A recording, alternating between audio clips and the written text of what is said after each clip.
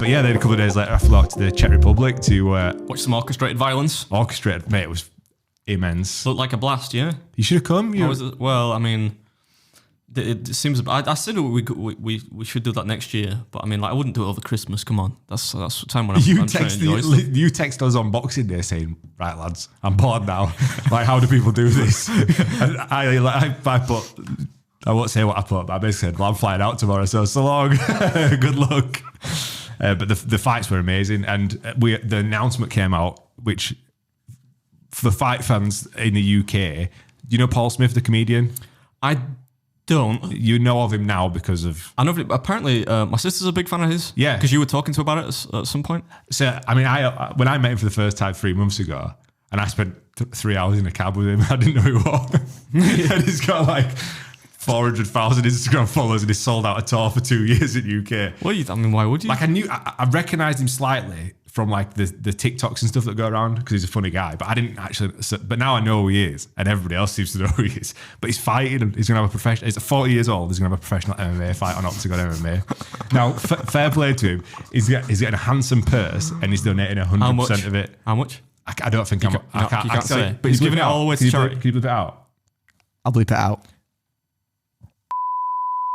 Oh, that's fuck all that, man.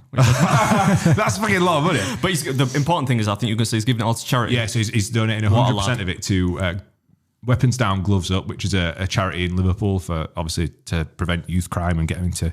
So, but he's 40 years old and he's making a pro MMA debut is something else because it's so dangerous. Who's he fighting? Does he know anything about fighting or?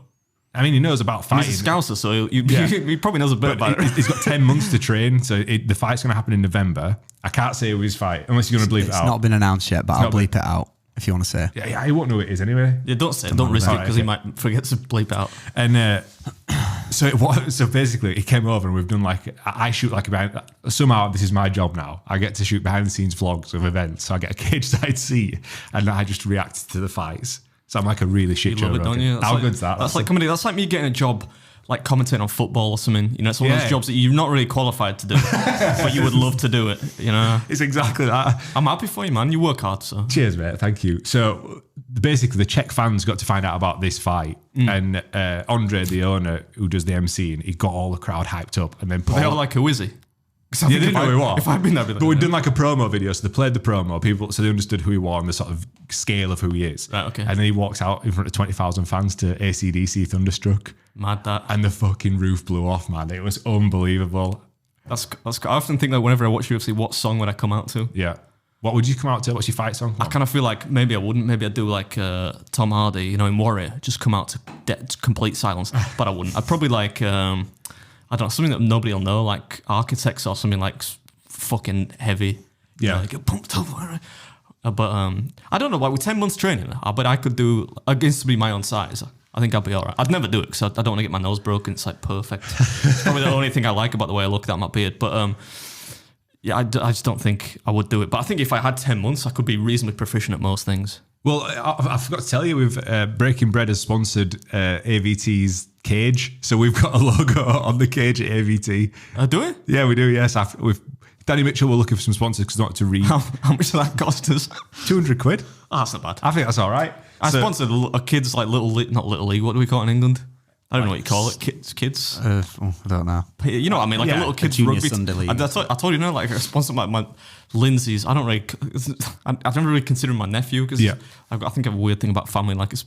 To me, I only think that's blood relatives, but whatever. So, like, Lindsay's sisters listening to it crying, going, "Uncle Adam don't love me." They hate me anyway. Lindsay's sister's son, like he played rugby for this team, and they were looking for sponsors. So I gave him like 280 quid or whatever. Oh yeah, sponsored him, and then he left the team like 2 weeks later. I'm thinking that makes it look even weirder now. I don't even have a connection to this team, and I sponsor him. But, George, quickly, what would be your walkout song? Oh God! What are you thinking about? I've never given this thought. No, come on. You ever think? I've got one little anecdote to see what you're thinking. What would yours be? One guy. It says, I fucking shit you. I nearly filmed it. One guy came out to Machine Gun Kelly. No, come on, did he lose? I can't remember. Come on. Oh, come off it. Maybe I'd have BYOB by System of a Down. Oh, that's a good tune. Yo.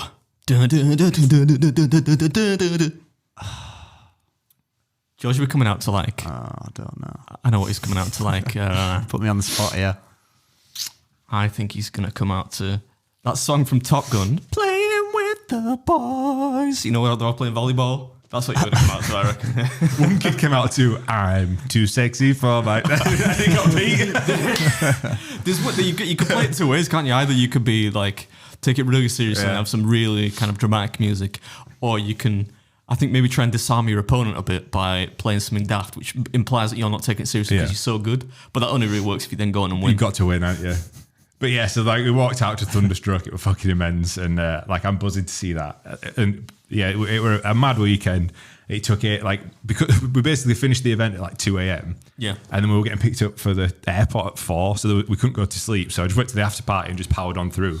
But I've been like a zombie for the last 2 days trying to recover from it. Yeah, you need, especially when you get past 30, you need like sufficient sleep. I mean, that's why I'm so irritable all the time. 'Cause I barely ever sleep.